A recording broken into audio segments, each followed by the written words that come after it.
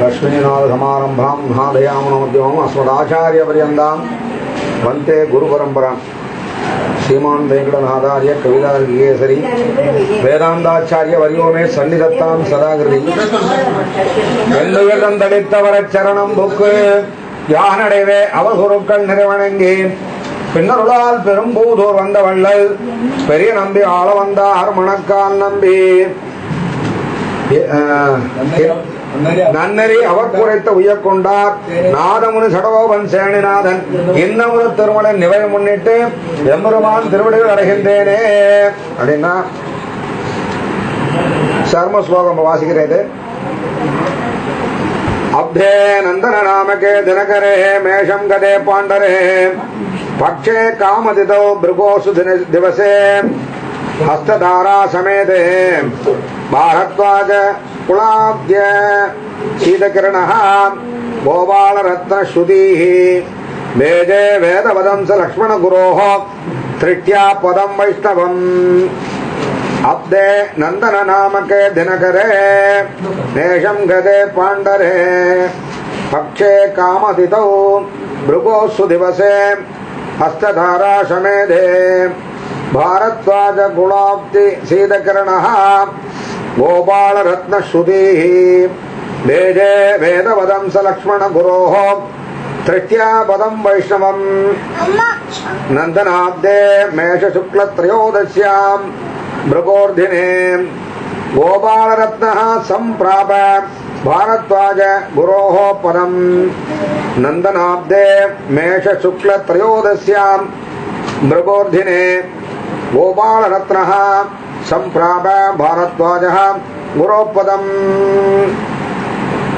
இது இந்த சர்ம ஸ்லோகம் பேரு. இந்த சர்ம ஸ்லோகத்தினுடைய அர்த்தமானது என்னன்னு கேட்டாக்கா, அப்தே நந்தன நாமக்கே தினகரே, நந்தனம் சொல்லக்கூடிய வருஷத்தை பெயரை உடைய வருஷத்திலே மேஷம் மேஷ ராசியிலே சூரியன் பிரவேசிக்கக்கூடிய காலமான சித்திரை மாசத்திலே சுக்லபட்சத்திலே காமதிதோ அப்படின்னு சொன்னாக்க திரையோதசி திதியிலே வெள்ளிக்கிழமையிலே அஸ்த நட்சத்திரத்தோட கூடிய இந்த விசேஷமான தினத்திலே பாரத்வாஜ குலத்தை சேர்ந்தவரான சீதகரணா அப்படின்னாக்க குளிர்ச்சியான மென்மையான சாதுவான அப்படின்னு பல பொருள் கொள்ளலாம். அப்படிப்பட்டவரான கோபால ரத்னம்னு சொல்லக்கூடிய ரத்னமான இந்த ஸ்ரீமான் வேஜே வேதவதம்ச லக்ஷ்மண குரோஹோ அப்படின்னு சொல்லக்கூடிய ஆண்டவனுடைய திருவடிகளை பற்றி திருஷ்டியா பதம் வைஷ்ணவம்னு சொல்லக்கூடிய அந்த பரமபதத்தை சென்றடைந்தார் அப்படின்னு சொல்லி வெளிப்படையாக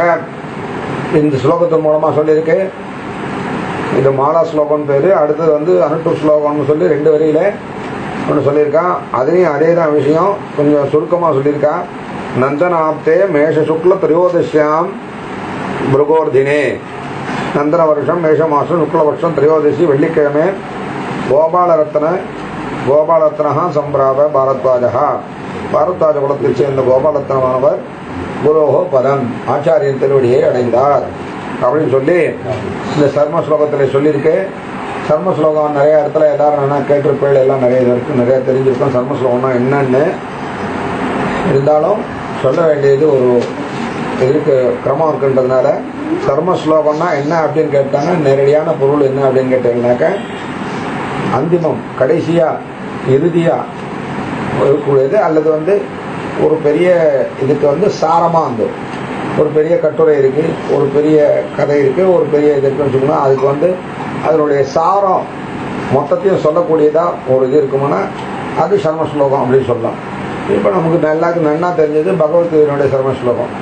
சர்வ தர்மான் பரித்தெச்ச மாமேகம் சரணம் பஜா அகம்பா சர்வபாவேபியோ மோக்ஷயிஷ்யாமி மாசுஜகா அப்படின்னு சொன்னா அது சர்ம ஸ்லோகம் சொல்றோம். அதுக்கு பின்னாடி சில ஸ்லோகங்கள்லாம் இருக்கு, இருந்தாலும் கடைசி அத்தியாயத்தில் வருது, கடைசி 18வது அத்தியாயத்தில் வருது.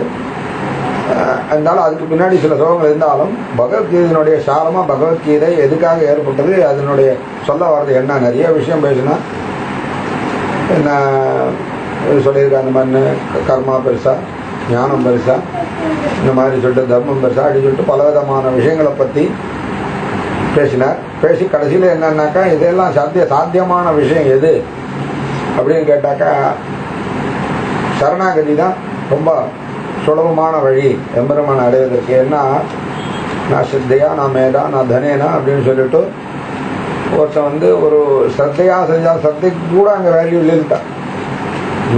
மேதைனாக்கா புத்திசாலித்தனம். எவ்வளோ அறிவாளியாக இருந்தாலும் சரி, எவ்வளோ படித்தவனாக இருந்தாலும் சரி, எவ்வளோ உழைப்பாளியாக இருந்தாலும் சரி, ஒரு கடினமான உழைப்பு செலுத்துறவனாக இருந்தாலும் சரி, எல்லாமே அவன்கிட்ட அமைஞ்சிருந்தாலும் சாஸ்திரப்படியே நடக்கக்கூடியவனாக இருந்தாலும் கூட அந்த பரமபதன்றது எல்லாருக்கும் கிடைக்குமா அப்படின்னு கேட்டாக்க அது சொல்ல முடியாது. அவ்வளோ சுலபமான விஷயம் இல்லை. ஆனால் யாருக்கு கிடைக்கும் அப்படின்னு கேட்டாக்க நிச்சயமாக என்கிட்ட எதுவுமே இல்லை, உன்னையே நான் சரணடைஞ்சேன், உன்னை அடையறதுக்கு நீயே வழியும் உபாயமும், நீயே பற்ற வேண்டிய பொருளும் அதுக்கு வழியுமா, உன்னையே சரணடைகிறேன்னு சொல்லி எவன் சரணடைஞ்சாலும் அவனுக்கு நிச்சயமாக பரமபதம் உண்டு அப்படின்றது தான் அதனுடைய சாரம். என்ன அதில் என்ன சொன்னால் சர்வ தர்மான் பரித்தேச்ச மாமேகம் சரணம் பிரஜா அப்படின்னு சொல்லிட்டு எல்லா தர்மங்களையும் விட்டாலும் அப்படின்னா தர்மங்கள்லாம் தர்மத்தை விட்டுட்டா அதர்மத்தை பண்ணுன்னு அர்த்தம் இல்லை. அதாவது நீ பண்ண வேண்டிய ஏதாவது இந்த பிரபத்தி அப்படின்னு அந்த இதுக்கு போய் சேர பரமபதத்துக்கு போய் சேர்றதுக்கு உண்டான அனுஷ்டிக்க வேண்டிய தர்மங்களுக்கு இல்லையா அதை தான் சொல்லுது. தர்மம்னா என்னன்னா நீ பண்ணக்கூடிய நல்ல காரியங்கள்லாம் விட்டுடுன்னு அர்த்தம் இல்லை. மோட்சத்தை அடையறதுக்கு உபாயமா நீ என்னென்னலாம் பண்ணிட்டு இருக்கியோ அது எல்லாத்தையும் விட்டுடு, அதெல்லாம் பண்ணணும்னு அவசியமே இல்லை. இந்த இடத்துல சொல்றது என்ன கேட்டால் சர்வதர்மம் பரித்தீட்சைங்கிறது நீ லௌகிகமாவோ வைதிகமாவோ அனுஷ்டானமாவோ பண்ணிட்டு இருக்க தர்மங்களை விட்டுடுன்னு அர்த்தம் இல்லை. மோட்சத்துக்கு உபாயமா என்னென்ன தர்மங்களெல்லாம் நீ வந்து கைப்பற்று கொண்டிருக்காயோ அது எல்லாத்தையும் விட்டுட்டு மாமேகம் சரணமஜா, உன்னையே நான் சரணடைகிறேன்னு சொல்லி ஒரு வார்த்தை சரணாகதின்றதை மாத்திரம் பண்ணிடு.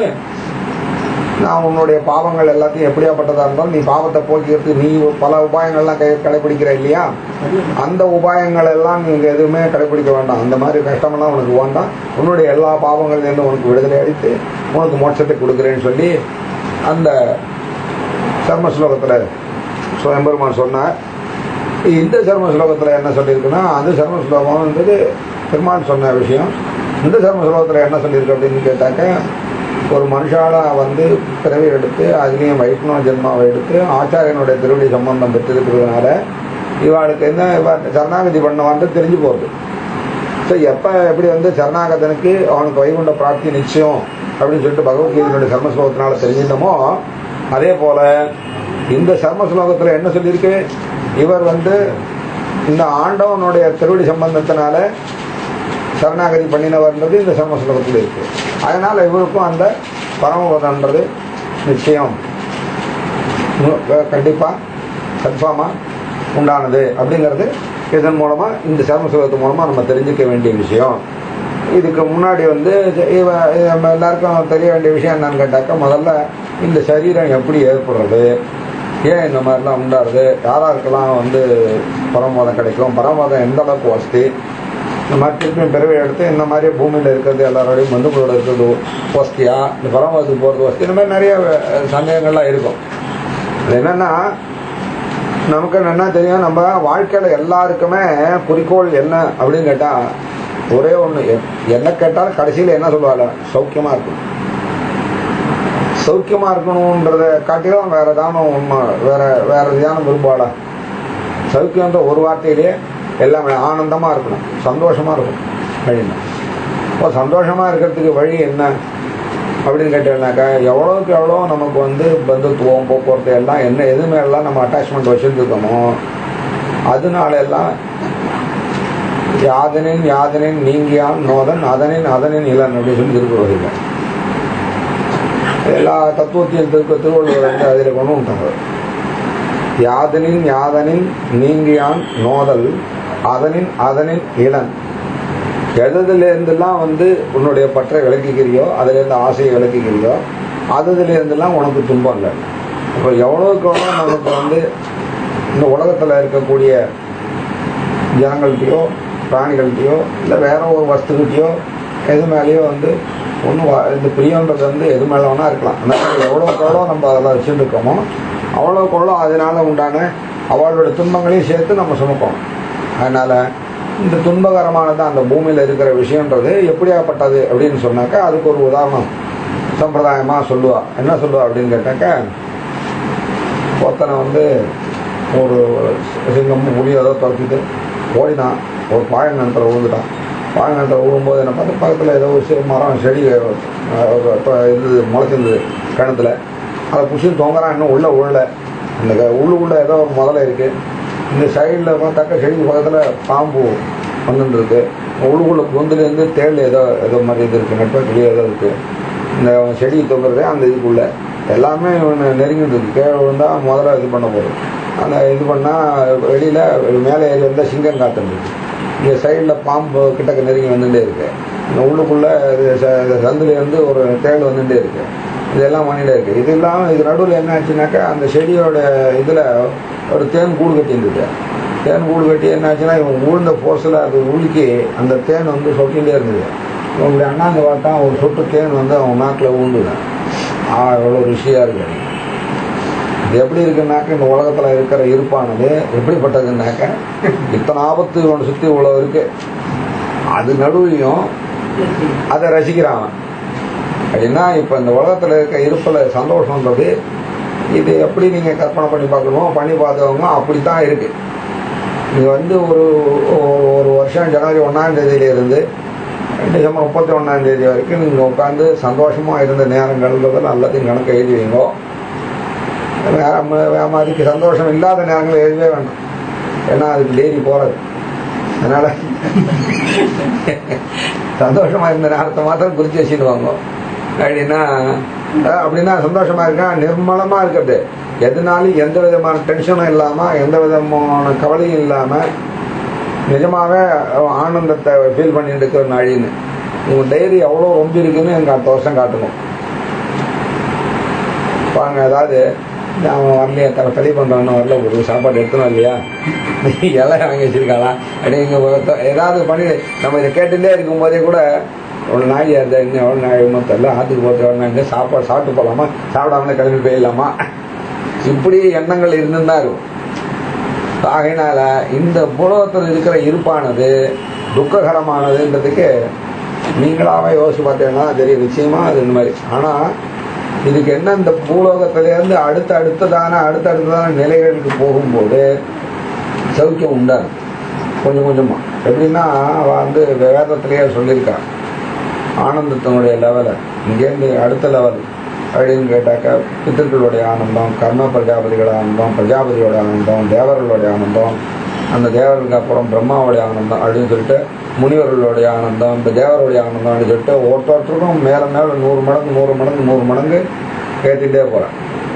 அவளுடைய ஆனந்தத்துக்காக அவளுடைய ஆனந்தம் 100 மடங்கு அப்படின்னு சொல்லிட்டு, இந்த ஆனந்தத்தை போல வைகுண்டத்தில் இருக்கிறதுடைய ஆனந்தம் எப்படியாப்பட்டது அப்படின்னு கேட்டேன்னாக்கா, அப்புறம் ஆப்பிய மனசா சகா அப்படின்னு சொல்லிட்டு அங்கே இருக்கிற ஆனந்தத்தை வார்த்தையினாலே சொல்ல முடியாது அப்படின்னு சொல்லிட்டேன். அங்கே இருக்கிற ஆனந்தமானது எப்படின்னு கேட்டாக்கா, ஏன் அதுக்கு காரணம் தெரியும். ஏன்னு கேட்டேன்னாக்கா, இந்த உலகம் எப்படி செய்யப்பட்டது, எப்படி உருவாக்கப்பட்டது, எப்படி சிருஷ்டி ஆகிருக்கு அப்படின்னு தெரிஞ்சுதான் தெரியும். ஏன்னா பெருமாள்கிட்ட மகான்னு ஒரு சக்தி இருக்கு. அந்த மகான்ற சக்தியில 3 விதமான குணங்களை உடைய பொருள் இருக்கு. 3 விதமான குணம் என்னன்னா சத்துவம், ரஜஸ், தமஸ் அப்படின்னு சொல்லிட்டு, இந்த சத்துவமும் ரஜசும் கலந்து பஞ்ச கர்மேந்திரங்கள், பஞ்ச ஞானேந்திரங்கள், மனசுன்னு சொல்லி 11 தத்துவமும், அந்த ரஜசும் தமசும் கலந்து பஞ்ச கர்மேந்திரிய பஞ்ச பூதங்கள், பஞ்ச தன்மாத்திரைகள்னு சொல்லி 10 தத்துவங்களும், மொத்தம் 21 தத்துவம். அது இல்லாமல் சத்துவம், ரஜஸ், தமஸ்ன்னு சொல்லக்கூடிய அடிப்படை மூலக்கூறான 3, 21 3 24 தத்துவத்தினால் ஆனதுதான் இந்த உலகத்தில் இருக்கக்கூடிய அத்தனை வஸ்துக்களுமே இதனால தான் ஆக்கப்பட்டிருக்கு.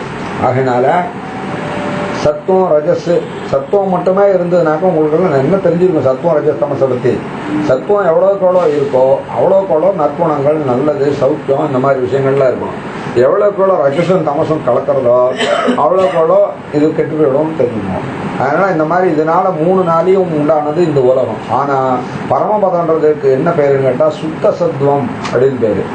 அங்கே ரஜசு தமசுக்கு கலப்பே கிடையாது. அதனால் ஆனந்தம் ஆனந்தம் ஆனந்தம் ஆனந்தம் அந்தமின் பேரின்பத்து அடியரோடு இருந்தமின்னு சொல்லி அதை வர்ணிக்கிறார் ஆழ்வார்.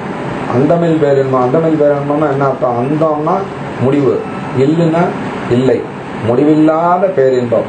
அப்படிப்பட்டது அந்த பரமபதம். அதனால இந்த மேல் 7 லோகம், பூலோகம், போர்லோகம், சுவர்லோகம், மகர்லோகம், ஜனலோகம், தபோலோகம், சத்தியலோகம் அப்படின்னு சொல்லிட்டு இந்த மேல் 7 லோகம் இவெல்லாம் என்ன ஆகுதுங்க கேட்டாக்க, பிறந்தவா எல்லாரும் என்ன பண்றாங்க உணர இந்த மேல் 7 லோகத்தில் இருக்கக்கூடிய பிரம்ம பௌனான் லோகாக புனராவர்த்தினோ அர்ஜுனா அப்படிங்கிற இந்த பிரம்மலோகம் சொல்லக்கூடிய பிரம்மா இப்ப இருக்கிற பிரம்மா ஒரு பிரம்மாவும் அழிஞ்சு போகக்கூடியவர் தான். அந்த மகா பிரளயம்னு சொல்ற காலத்துல பிரம்மாவுக்கும் அழிவு உண்டு. அவரும் திரும்பி பூமியில பிறந்து எந்த அளவுக்கு தபஸ் பண்றாரோ அந்த அளவுக்கு தபஸ் புண்ணியம் எல்லாம் பண்ணி பிரம்ம பட்டத்தை அடையணும். 100 யாகம் பண்ணினாக்க இது இந்திர பதவி அடையலாம். 100 அஸ்வமேத யாகம் பண்ணினாக்கா இந்திர பதவி அடையலாம் சொல்லியிருக்காங்க.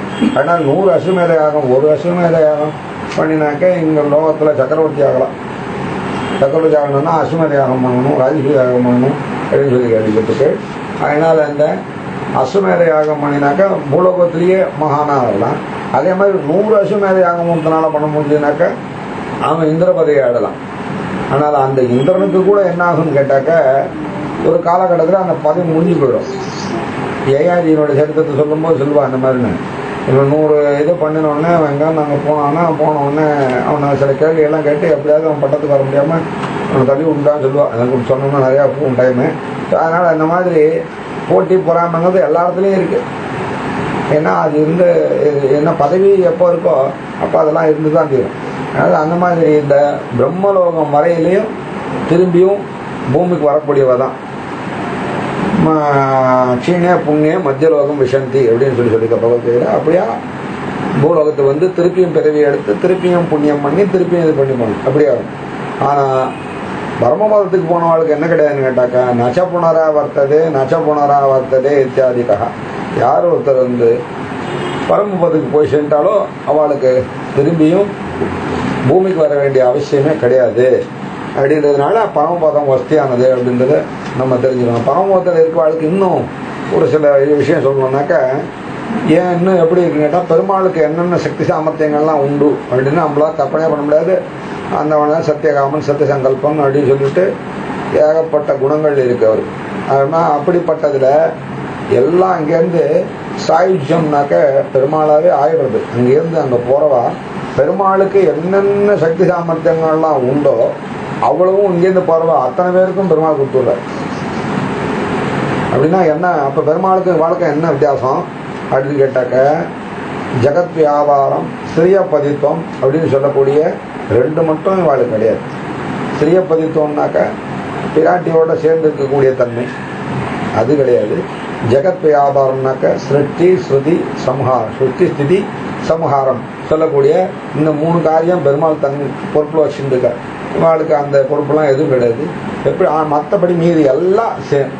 பெருமாள் என்ன நினைக்கிறாரு, நினைச்ச இடத்துக்கு போறது, நினைச்ச வாழ்க்கை ஆசீர்வாதம் பண்றது, நினைச்ச வாழ்க்கை நினைச்சதெல்லாம் அனுகிரகம் பண்றது அப்படின்ற மாதிரி பெருமாளுக்கு மற்ற என்னென்ன உண்டோ அத்தனையும் வாழ்க்கை உண்டுன்றதுனால பெருமாளுக்கும் அவளுக்கும் எந்த வித்தியாசமே இல்லாத அளவுக்கு அவ போயிடுறான்னாக்க அது எப்படியாப்பட்ட இடம் அப்படின்றத நீங்க புரிஞ்சுக்கணுன்றத உடனே சொன்னேன். நிறைய சொல்லலாம். இதை வச்சே நீங்க எவ்வளவு பெரிய விஷயன்றதை நீங்க தெரிஞ்சுக்கோங்க. அடுத்தது நம்ம பாருங்க. சரி, அப்படியாப்பட்ட இடத்த போய் அடையணும். அதுதான் இந்த பூமியில இருக்கக்கூடிய ஒவ்வொரு ஆன்மாக்களுடைய குறிக்கோள் என்னவா இருக்கும் அப்படின்னு கேட்டாக்க, சௌக்கியமா இருக்கிறது, சந்தோஷத்தை அடையிறது.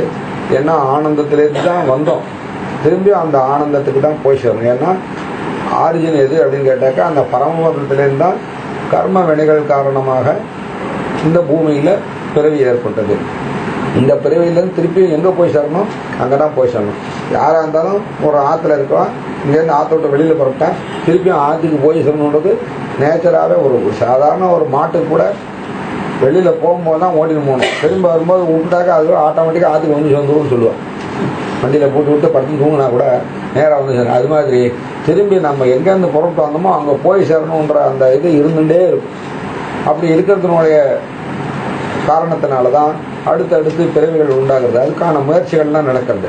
அதுக்கு சரி நடக்கும்போது என்னன்னா பல விதமான இடையூறுகள்லாம் ஏற்படுது. எப்படியாப்பட்ட இடையூறுகள் ஏற்படுதுன்னு கேட்டாக்கா, இந்த உலகம் இந்த பிரகிருத்தின்னு சொல்லக்கூடியதெல்லாம் இந்த சத்வரஜ தமசனுடைய கலப்பினால என்ன ஆகுதுன்னு கேட்டாக்கா பலவிதமான காமக்ரோதங்களுக்கெல்லாம் ஆட்பட வேண்டிய அவசியம் ஏற்பட்டு போடுறது. அப்படி ஏற்பட்டதுனால என்ன ஆகுதுன்னு கேட்டேன்னாக்கா பாபங்கள்லாம் சம்பவிக்கிறது. பாபங்கள்லாம் எப்படி மூலம் எப்படி வருதுன்னுட்டாக்கா அபக்ஷய பக்ஷண, அபோஜ்ய போஜன, அபேயபான, அசம்பாஷித சம்பாஷண, அஸ்பஸ்தஸ்பஸ்தன, அகிருத்தியகரண, கிருத்தியாகரணம், பகவத் அபச்சார, பாகவத அபச்சார, மனோவாக்காய கர்மேந்திரிய ஞானேந்திரிய வியாபாரகி ஞானதா அஜானதா சம்பாவிதானம் சர்வேஷாம் பாபானாம் அப்படின்னு சொல்றா. இப்படிலாம் பாபங்கள் வந்து சேரும். அபக்ஷய பக்ஷண, சாப்பிடக்கூடாத பட்சங்களை சாப்பிடணும். அபோஜ்ய போஜனை, சாப்பிடக்கூடாத போஜனங்களை சாப்பிட்றதுனால, அபேய பான, குடிக்கக்கூடாத திரவங்களை குடிச்சதுனால, அஸ்பர்சனை, தொடக்கூடாத வஸ்துக்களை தொட்டதுனால, கிருத்திய அகரண, பண்ண வேண்டியதை பண்ணாததுனால, அகிருத்திய கரண, எதெல்லாம் பண்ணக்கூடாதோ அதை பண்ணினதுனால, பகவத் அபச்சார, பாகவத அபச்சார, பெருமாள் அடியார்களுக்கு பண்ணின அபச்சாரம், அசக்கிய அபச்சாரம் அப்படின்னாக்க தெரியாம பண்றது. அதாவது அசக்கிய அபச்சாரம்னா முடியாது, பண்ணணும்னு நினைக்கிறோம், பண்ணணும் முடியாது, பொறுக்க முடியாத இந்த மாதிரி பண்ண அசக்கிய அபச்சாரம். அப்படி இதெல்லாம் அபச்சாரம் எப்படி பண்றோம் அப்படின்னா மனசு வாக்கு காயம்னு சொல்லி முக்கரணங்களாலையும் பண்ணக்கூடிய அபச்சாரம். மனசனால ஒருத்தர் எப்படா பாவம் பண்ண முடியும் அப்படின்னு கேட்டாக்கா யாராலும் பண்ணலாம். மனசனால தான் நிறைய பாவம் பண்ணுறோம். இன்னும் சொல்ல போனாக்க ஏன்னா கையால் அடுத்த வேலை பண்ணோன்னா கொஞ்சம் யோசனை பண்ணுவோம். அவனுக்கு கை இருக்கு, ஒரு இழுப்பு இழுத்துருவானே அப்படின்னு சொல்லிட்டு கொஞ்சம் யோசனை பண்ணுவோம். மனசனாலலாம் அந்த சங்கடமே இல்லை. யாரை வேணா எப்படி வேணா தப்பா யோசிக்கலாம், தப்பா இது பண்ணலாம் அப்படிலாம் பண்ணலாம், அதுவும் அபச்சாரம் தான். அதனால மனசனால கூட பண்ணக்கூடிய அபச்சாரத்துக்கும் பாவம் உண்டு. இந்த பாவங்கள்லாம் சேர்ந்து சேர்ந்து சேர்ந்து அதுக்கு தகுந்த மாதிரி அந்த பாவங்களுக்கு தகுந்த மாதிரி பிறவி கிடைக்கிறது. அது மாதிரி என்னன்னா எல்லாருக்கும் எல்லாம் பாவம்லாம் தெரிஞ்சிருக்கு, புண்ணியம்லாம் தெரிஞ்சிருக்கு. பாவம்னா என்ன அப்படின்னாக்க, பாவம்னாக்க பரப்பீடனம்ங்கிற, புண்ணியம்னா பரோபகாரம். பரப்பீடனம் பரோபகாரம் இல்லை, ஒரு வார்த்தையில சொல்லிட்டான். அடுத்த வாளுக்கு ஏதாவது உங்களால நன்மை ஏற்படுமோ எந்த காரியம் பண்ணினாலும் அது புண்ணியம். அடுத்த வாழை இம்சை பண்ணி நம்ம ஏதாவது நன்மை அடைஞ்சோம்னா அது பாவம். அவ்வளவுதான், ரொம்ப சிம்பிளா சொன்னாக்க. அதனால இப்படி பாவம் புண்ணியங்கள்லாம் வருது இல்லையா? இதெல்லாம் போக்கிக்கிறதுக்கு என்ன பண்ணணும் அப்படின்னு கேட்டாக்க, ஒன்று தானங்கள் பண்ணணும், அல்லது உபவாசங்கள் மாதிரி உடம்பை வருத்திக்கிண்டு அந்த மாதிரி காரியங்களில் ஈடுபட்டு இந்த பாவங்கள்லாம் போக்கிக்கணும். இதெல்லாம் பண்ணணும்னா என்ன வேணும்? சரீரம் வேணும். எவ்வளோக்கு எவ்வளோ பாவம் இருக்கோ அதுக்கு தகுந்த மாதிரி பிறவியும் அதுக்கு தகுந்த மாதிரி சரீரமும் கிடைக்கிறது. அந்த சரீரத்தை கொண்டு சாஸ்திரத்தில் எப்படிலாம் சொல்லியிருக்கோ அது பிரகாரமாக ஒருத்தன் பாவத்தெல்லாம் போக்கிட்டு இருந்தான்னா மேல் மேல் பிறவி ஏற்பட்டு பிராமண ஜென்மம் அப்படின்னு கிடைக்கிறது. பிராமணனுக்கும் மற்றவாளுக்கும் என்ன வித்தியாசம் அப்படின்னு ஒரு கேள்வி கேட்டோம்னாக்க, பிராமணனுக்கு தன்னுடைய பாவத்தை அன்னநாடு பண்ற பாவத்தை போக்கிக்கிண்டு எப்பவுமே பாவம் இல்லாதவனாகவும் அடுத்த வாளுடைய பாவங்களை போக்கக்கூடியவனாகவும் இருக்கக்கூடிய வசதியை பிராமணனுக்கு கொடுத்துருக்கா. என்ன எப்படி கொடுத்துருக்கா அப்படின்னு கேட்டாக்கா, காத்தால சந்தியாவந்தனம் பண்றோம். சந்தியாவந்தனம் பண்ணும்போது என்ன பண்ணோம்? சூரியச்ச மாமன்யச்ச மன்னிபதேச்ச மன்னிகதேபியா பாவேபியோ ரக்ஷந்தாம் எத் ராத்திரியா பாபம் அகாரியம் மனுஷா வாச்சா அஸ்தாபியம்னு ஒரு மந்திரம் சொல்றோம் இல்லையா? அது பண்றதுனால என்னன்னாக்க, ராத்திரியில பண்ணின பாபம் காத்தால சந்தியாவந்தனம் பண்ணுறத போறது அப்படின்றது அதில் ப்ரூவ் பண்ணுறது. அதே மாதிரி சாயந்தரத்துக்கும் அதே மந்திரம் தான், அக்னிச்சேன்னு ஆரம்பிக்கிறது அதே மந்திரம் தான். பகல்ல பண்ண பாபம் சாயந்தரத்தை சந்தியாவந்தனம் பண்றதுனால போறது.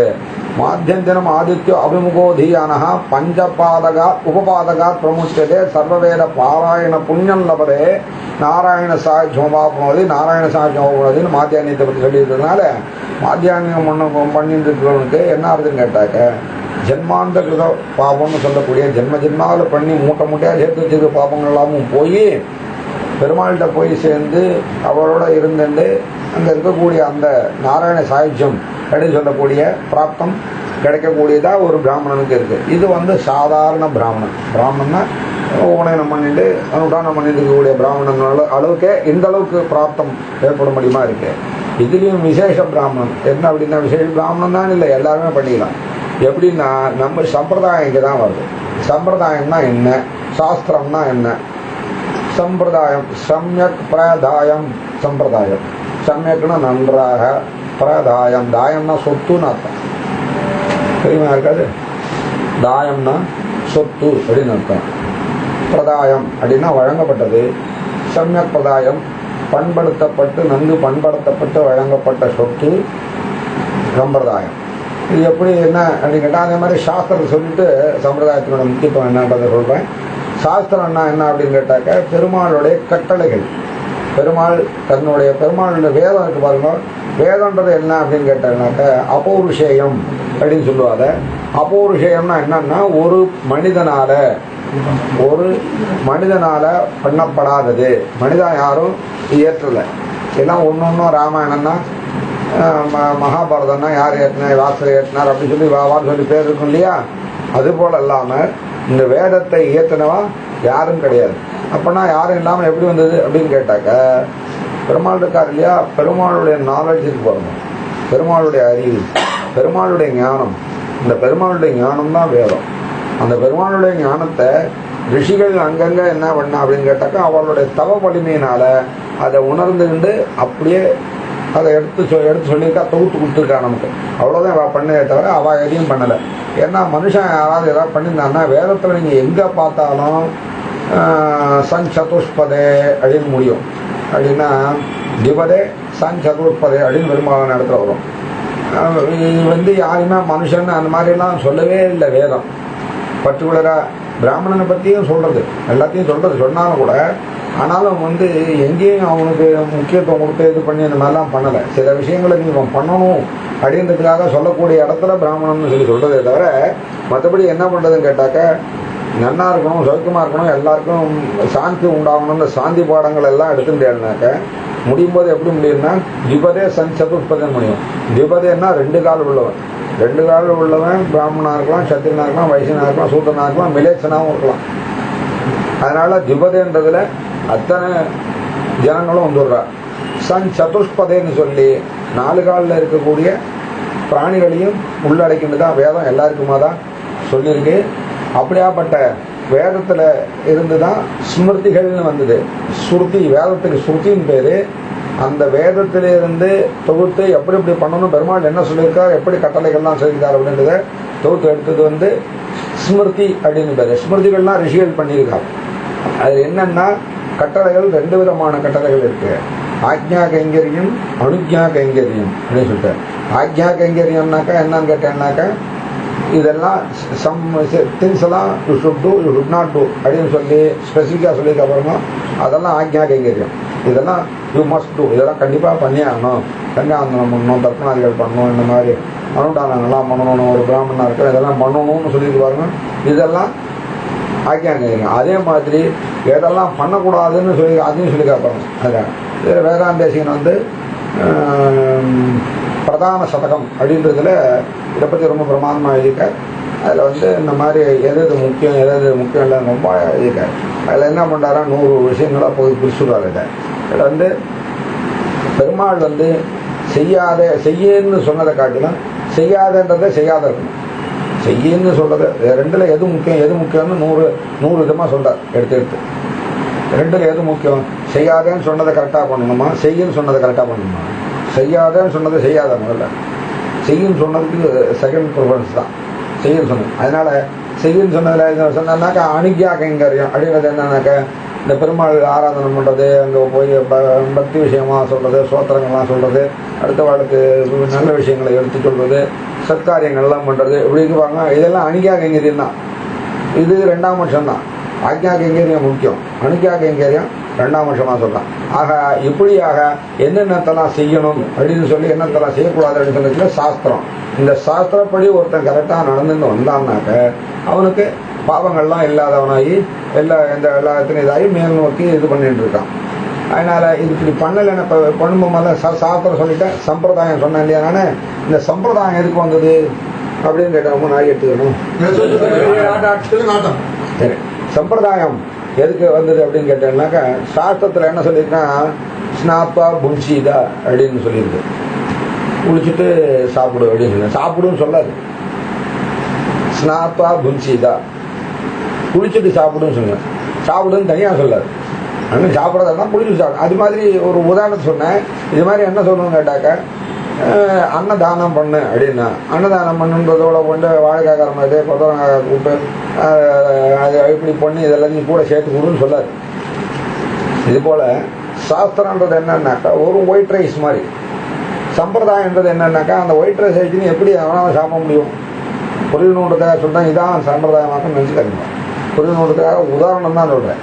அதனால் சம்பிரதாயம் என்னன்னு கேட்டாக்க என்னென்ன ஸ்வீட்டு பண்ணணும், என்னென்ன காய்கறி பண்ணணும், என்னென்ன கரமேது பண்ணணும், என்னென்ன இது பண்ணணும், கூட்டு பண்ணணும் அப்படின்னு சொல்லிட்டு அதை எப்படி எல்லாம் ப்ரெசன்டேஷன் அர்த்தம். எப்படி வச்சுக்கோங்க, சாஸ்திரன்றது வந்து அந்த கடமை, செய்ய வேண்டிய கடமை காரியம். சம்பிரதாயன்றது ப்ரெசன்டேஷன். செய்ய வேண்டிய காரியத்தையும் இந்த சரியான ப்ரெசன்டேஷனோட பண்ணினா தானே உங்களுக்கு வந்து நல்லா இருக்கும், பண்ண முடியும், அதில் ஒரு ஆர்வம் இருக்கும். அதனால அதில் கலைகள் எல்லாம் அதில் வந்து எல்லா விதமான ஆர்வத்தை உண்டாக்கக்கூடிய விஷயங்கள் எல்லாம் சேர்க்கறதுங்கிறது வந்து சம்பிரதாயம். சாஸ்திரங்கிறது வந்து செய்ய வேண்டிய கட்டளைகள், காரியங்கள். அந்த கட்டளையை நிறைவேற்றும் போது எப்படி எப்படி யாராருக்கு முக்கியத்துவம் கொடுக்கணும், மாமாவா முதல்ல மரியாதை பண்ணு, மாமனாரா அவர் சீர் முதல்ல கொண்டு வந்து வைக்க சொல்லு, அவளுக்கு இவாளுக்கு முதல்ல இது பண்ணு அப்படின்னு சொல்லிட்டு, யார் பெரிய வாழ்க்கை முதல்ல இது பண்ணு அப்படின்னு சொல்லிட்டு சிலதான் பண்ணா பாருங்க. இதெல்லாம் சம்பிரதாயம். ஆகையினால சாஸ்திரம் சம்பிரதாயம் இது ரெண்டு எது முக்கியம் அப்படின்னு கேட்டாக்க ரெண்டும் ரெண்டு கண்ணு மாதிரி. ஏன்னு கேட்டாக்க இப்ப சாஸ்திரத்தை ஒருத்தன் மீறுறான்னு வச்சுக்கோங்களேன், சாஸ்திரத்தை மீறுறவனுக்கு அந்த ஜென்மாவில் அவனுக்கு அந்த பாவம், அதனுடைய பாவம் மட்டும்தான் வரும். சம்பிரதாயத்தை ஒருத்தன் மீறுறானாக்கா என்னன்னு கேட்டாக்க காலகாலத்துக்கும் பின்னாடி இருக்கிற தலைமுறைக்கு எல்லாத்துக்கும் அதனுடைய பாவம் அவனுக்கு வந்து சேரும். காரணம் என்ன, புரியுதா? ஏன்னு புரியுதான்னு தெரியல. ஏன்னு சொல்லுங்க, சாஸ்திரத்தை மீறினாக்க அவன் மட்டும்தான் பாதிக்கப்படுறான். சம்பிரதாயத்தை இந்த இந்த இதில் நீங்கள் தலைமுறை நீங்கள் விட்டுட்டேன்னாக்க பின்னாடி இருக்கிற தலைமுறைக்கு அந்த சம்பிரதாயம் தெரியாமல் போயிடும். அப்போ பின்னாடி வர தலைமுறைக்கெல்லாம் சம்பிரதாயமே தெரியாதபடியாக பண்ணிடுவார்கள். இப்போ சம்பிரதாயம் தெரியலன்னா என்ன ஆகுனாக்க சாஸ்திரத்தை அனுஷ்டிக்கிறதுல ஆர்வம் குறைஞ்சி போயிடும். நீங்கள் சம்பிரதாயத்தோட சாஸ்திரத்தை பண்ணினாதான் ப்ரெசன்டேஷன் கரெக்டாக இருந்தால் தான் அதில் ஆர்வம் இருக்கும். கரெக்டாக சொல்லணும், புரியுதா உங்களுக்கு? ப்ரெசன்டேஷன் அப்போ கரெக்டாக இருக்கும். இதனுடைய முக்கியத்துவம் என்ன, இதனோட இது என்னன்னு உங்களுக்கு தெரியாத பசங்களுக்கு தான் நீங்கள் செய்தாண்டா ஆகணும்னா யாரும் செய்ய மாட்டாங்க. அதனால் இப்படிலாம் பண்ணு, இப்படிலாம் பண்ணு, இதெல்லாம் பண்ணு அப்படின்னு சொன்னாக்க இது வந்து கொஞ்சமாக இந்த குழந்தைக்கு வந்து ஏதோ வச்சு கொடுக்கும்போது ஏதோ கலந்து துளிப்போற சேர்த்து கொடுப்பாரு. அந்த மாதிரியாக சம்பிரதாயத்தை நிறையா வச்சு நல்லா பரிமளிக்கணுமோ அதில் நிறைய கலை அம்சங்கள்லாம் சேர்த்து சாஸ்திரத்தை அதில் கொஞ்சமாக வச்சு கொடுக்கும்போது சுலபமாக அவளால் நடைமுறைப்படுத்த முடியுமா இருக்கிறதுனால சம்பிரதாயம் அப்படி வச்சிருக்கா. அதனால் இப்படிப்பட்ட சம்பிரதாயங்கள்லாம் இருக்குது, சாஸ்திரங்கள்லாம் இருக்குது. இதெல்லாம் பண்ணால் இந்த பாவம் புண்ணியம் திருப்பி அங்கே வரும். பாவம்னா என்ன, பாவம்னா எப்படின்னு கேட்டேன்னாக்கா ஒரு மனுஷால்கிட்ட ரெண்டும் இருக்கும், பாவமும் இருக்கும் புண்ணியமும் இருக்கும். என்ன முக்கியமாக எல்லாருக்கும் இது தெரிஞ்சிருக்கும். தெரியாத விஷயம் என்னன்னு கேட்டாக்கா எல்லாரும் நினச்சிட்டு இருப்பா புண்ணியம் பண்ணி பாவத்தை சரி கட்டிக்கலாம் அப்படின்னு. அது மட்டும் பண்ணவே முடியாது. புண்ணியம் பண்ணிட்டு ஒரு பாவத்தை பண்ணிட்டு அப்புறம் ஒரு புண்ணியத்தை பண்ணி அந்த பாவ கணக்கில் இந்த புண்ணியத்தை ஏற்றி அதுலேருந்து ரிசல்ட் பண்ணிடலாம் அப்படின்னு பார்த்தீங்கன்னா அப்படி பண்ண முடியாது. பாவ கணக்கு தனி, புண்ணிய கணக்கு தனி. பாவத்தை பாவமாக தான் அனுபவிச்சாகணும், புண்ணியத்தை புண்ணியமாக தான் அனுபவிச்சாகணும். அதனால தான் நம்மளோட வாழ்க்கையில் ரெண்டும் கலந்து நடந்துட்டு இருக்கு. அப்படின்னா உங்களுக்கு உதாரணம் சொல்லலாம் அப்படின்னு கேட்டேன்னாக்கா ஒரு பெரிய பணக்காரன் புண்ணியம் பண்ணால் நிறைய கோடிக்கணக்கான சொத்து இருக்கு. அப்படியாப்பட்டவனும் ஒரு கார் ஆக்சிடென்ட்ல அடிபட்டு போயிடுதுன்னு வச்சுக்கோ, அவனும் காலெல்லாம் கீச்சாகணும், அவனுக்கும் வலி இருக்கும், அவனுக்கும் எல்லா விதமான இதுவும் உண்டாகும். அவனுக்கும் தையல் போடணும், அவனுக்கும் மருந்து ஏற்றணும், ட்ரிப்ஸ் ஏற்றணும், எல்லாம் பண்ணணும், ஆஸ்பத்திரி கொண்டு வைக்கணும். அவனுக்கும் இந்த ரொம்ப புண்ணியம் பண்ணாதவனுக்கு என்ன வித்தியாசம் கேட்டாக்க அவன் ஏசி ரூமில் நல்லா வசதியோட ரொம்ப இதாக போட்டுன்னா அதில் வேணால் அவனுடைய இதை காட்டிக்கலாமே தவிர ஆக மொத்தம் இந்த வலி போக்குவரத்துன்றது அவனுக்கும் உண்டு. ஆக பாவத்தை எப்படியாப்பட்டவாளாக இருந்தாலும் பாவத்தையும் அனுபவிச்சாகணும், புண்ணியத்தையும் அனுபவிச்சாகணும். அதை இன்னமும் வந்து சாஸ்திரத்தில் எங்கேயும் படிக்கல. ஆனால் நானாக புரிஞ்சுக்கிட்டது ஒரு விஷயம் என்னன்னு கேட்டேன்னாக்கா நான் சொல்றேன்.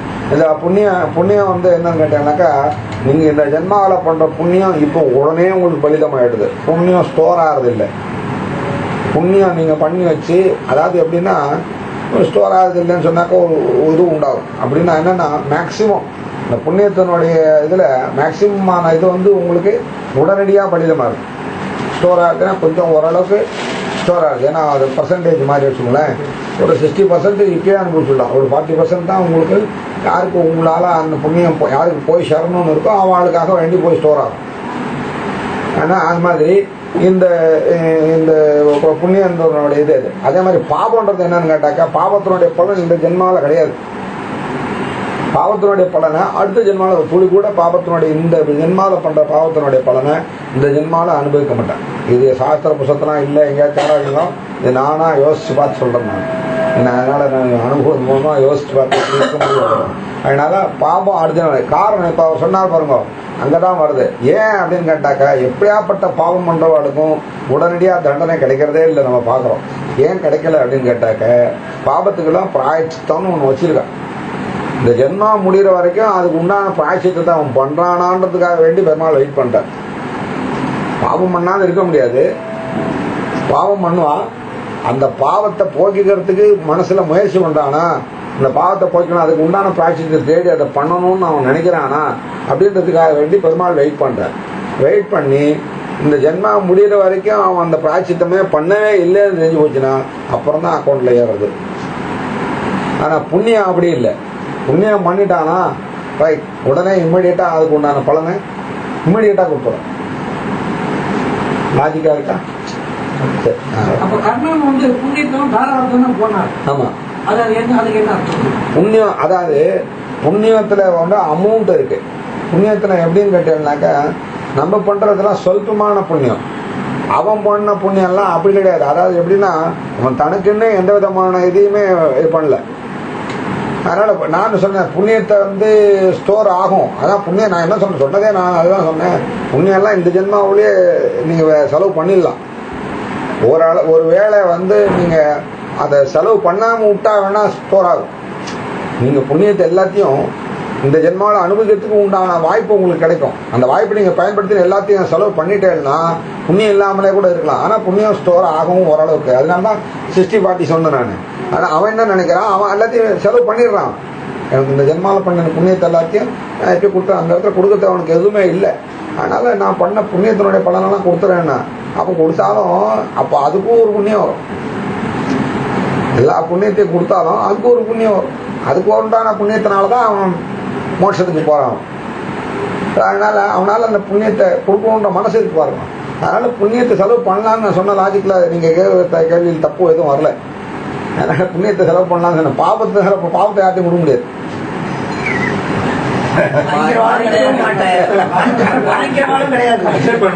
இல்ல, இதுக்கு கூட புராணத்துல ஒரு கதை இருக்கு. உன் பேர் மறந்து போச்சு எனக்கு. அவனுக்கு வந்து வால்மீகிலாம் இல்லனா, வால்மீகிலாம் இல்ல, இந்த ராமாயணத்தை ரகுவம்சத்திலேயே முன்னாடி இருக்கக்கூடிய அரசன் தான் அவன். அவனுக்கு வந்து 4-5 குமாரர்கள் இருந்தாங்க. அந்த என்ன பண்ணுவான், நிறைய மூப்படைஞ்சிருவான். மூப்படைஞ்சோடனே பாப்போத்தினால என்ன பண்ணுவான், இந்த மாதிரி இன்னும் கொஞ்ச காலம், இன்னொரு 1000 வருஷம் நான் வந்து இளமையோட இருக்கணும்னு நினைக்கிறேன். ஆமா,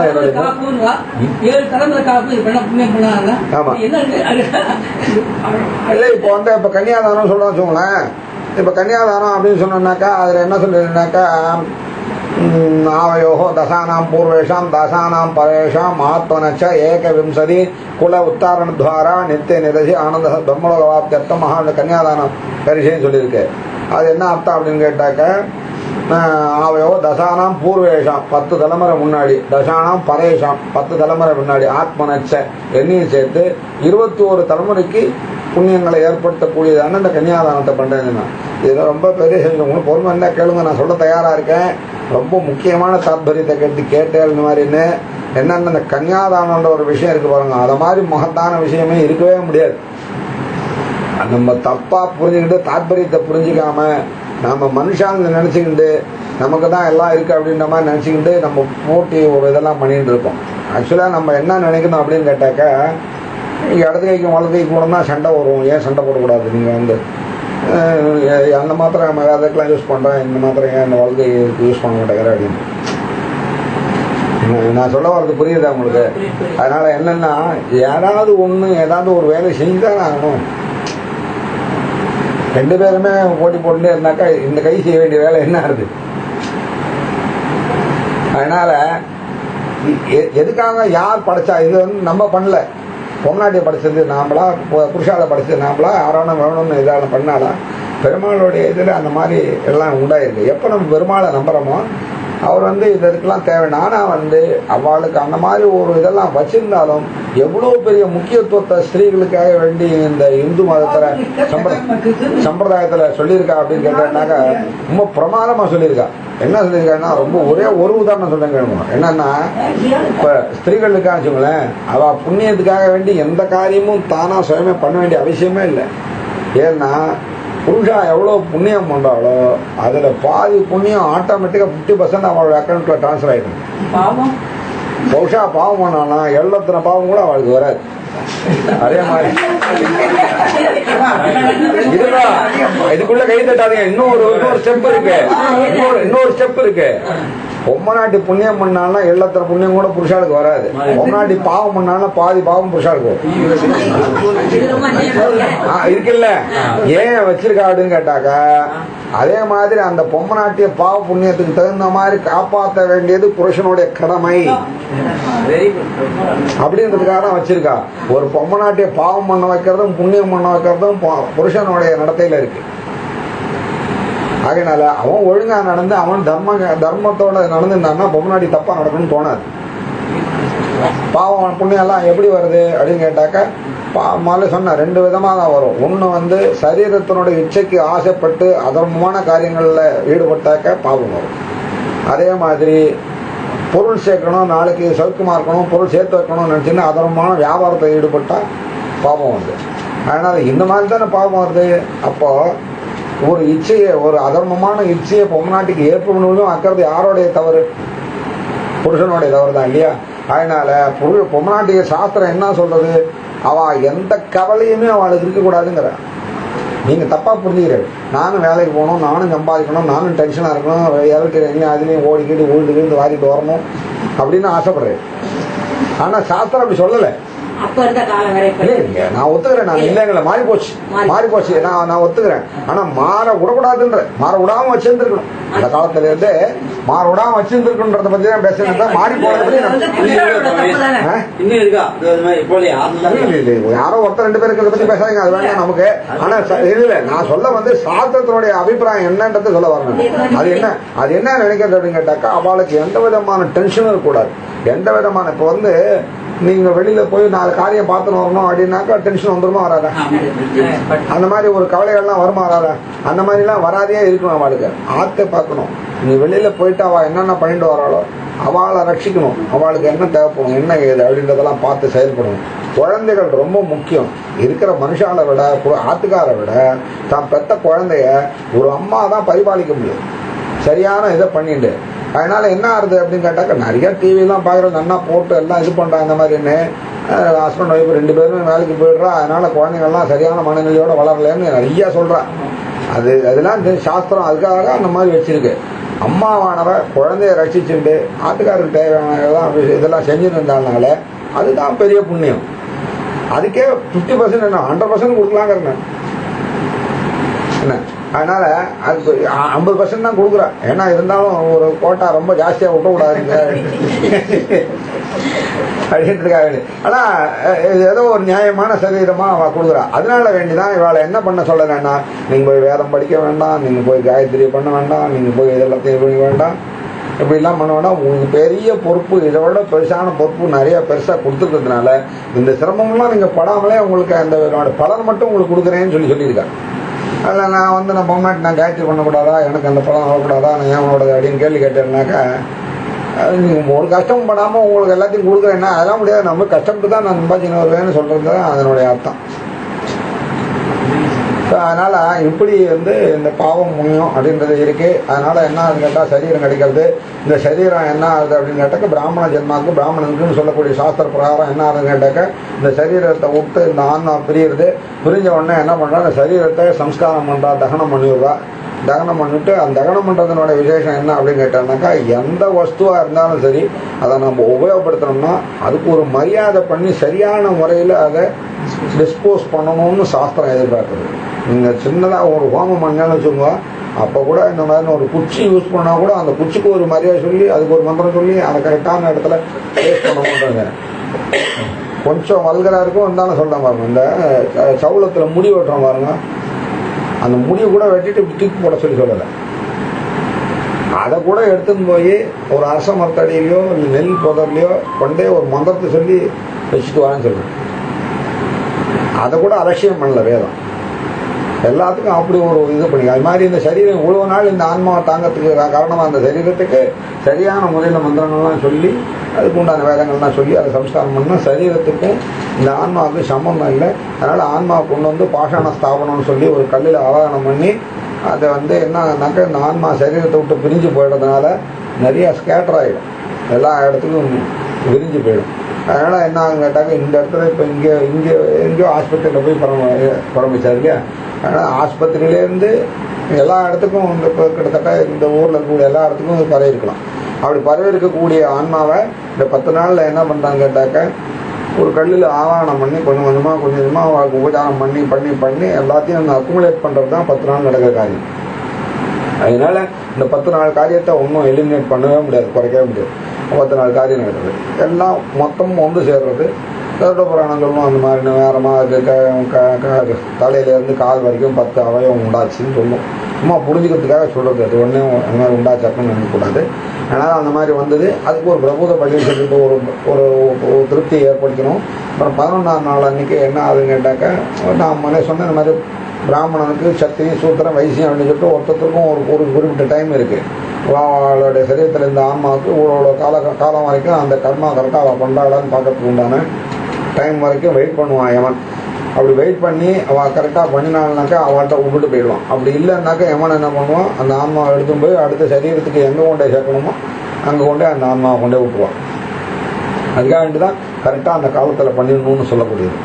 அதனால் அந்த 10ஆம் நாள் 11ஆம் நாள் வந்து யமன்கிட்ட பிரார்த்திச்சுட்டு இந்த யமாயா சோமம் சொன்னதா யமாயா ஜூதா யமோகா யஜ்வ கட்சி அக்னிதூதாக அரங்கத சுவாகன்னு சொல்லி 32 கவலம் யமனும் கொடுத்து யமனை திருப்தி பண்ணி அந்த ஆத்மாவை அவன்கிட்டேருந்து வாங்கி டெம்பரரியாக ஒரு சரீரத்தை ஏற்படுத்தி ஒரு பிராமணன் மேலே அந்த சரீரத்தை அந்த ஆன்மாவை ஆவாகனம் பண்ணிடுவோம். ஆவாகனம் மட்டும் நம்மளுடைய கண்ட்ரோலில் வச்சுருக்கோம். அடுத்த நாள் வந்து 12ஆம் நாள் அன்னைக்கு சமண்டிகரணம் சொல்லக்கூடியது என்னன்னாக்கா ஏற்கனவே பித்திருக்கள்லாம் எப்படி இருப்பான்னாக்கா வசு ருத்ரம் ஆதித்யன்னு சொல்லிட்டு 3 ரூபத்தில் இருப்பான். அந்த 3 ரூபத்தில் இருக்கிறது அப்படின்றது என்னன்னு கேட்டால் சர்டன் டிஸ்டன்ஸ்னு வச்சுக்கோங்க. நான் சொன்னேன் இந்த மாதிரி பூலோகம் பூர்லோகம் மகர்லோகம் தபோகம் சத்தியம். அது மாதிரி பித்ருலோகன்றது வந்து 3 ஸ்டேஜில் இருக்குது. ஸ்வர்க்கத்துக்கு முன்னாடி சொர்க்கலோகத்துக்கு அடுத்த ஸ்டெப்பில் இது 3மே இருக்குது. அது மாதிரி இந்த 3 நிலையில் அவள் இருந்துட்டு இருப்பான்.